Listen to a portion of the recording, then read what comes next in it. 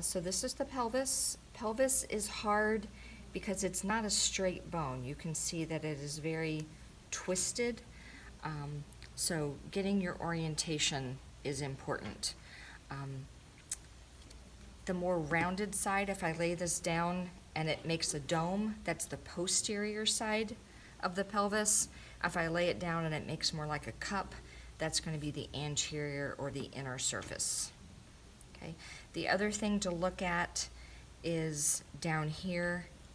This is your pubic bone, and the part that's more pointy.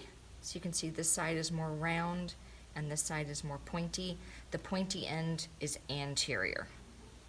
Okay, so this would actually be a right hemipelvis, the right side of the pelvis. Okay, let's sit like this. Okay, so iliac fossa is this inner depression. Again, you could hold a little bit of water right there if you turned it on its side.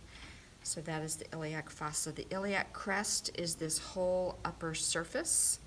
When you put your hands on your hips, that's what you're feeling, is that iliac crest. Okay.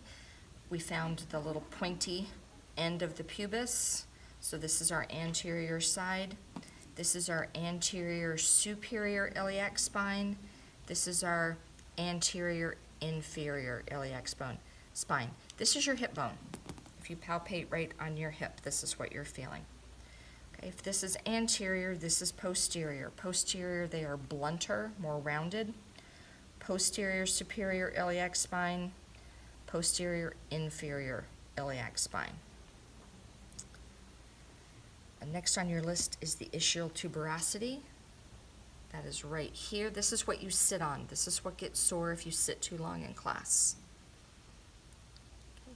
If we look again on this posterior side, I'm going to turn it this way so you can see these two cutouts.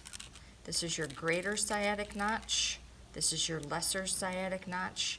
And the hill in between them is your ischial spine. This big hole right here, this is your obturator foramen. Foramen means hole.